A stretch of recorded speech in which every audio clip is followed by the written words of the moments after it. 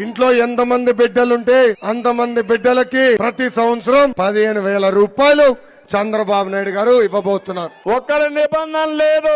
ఇద్దరుంటే ఇద్దరికి ఇస్తా, ముగ్గురుంటే ముగ్గురికి ఇస్తా, నలుగురుంటే నలుగురికి ఇస్తా. మళ్ళీ చెప్తున్నాను చూడండి, రాసి పెట్టుకోండి. మళ్ళీ 15,000, 15,000, 15,000, 15,000, 15,000, 15,000, 15,000, మీకు 18,000, మీకు 18,000, మీకు 18,000, మీకు 18,000 రాసి పెట్టుకోండి. ఇంక మళ్ళీ ఇంకొక అమ్మాయి వచ్చింది, ఈ అమ్మాయికి 15,000. ఇప్పుడు తల్లికి వందనానికి సంబంధించి గైడ్ లైన్స్ జారీ అయ్యాయి.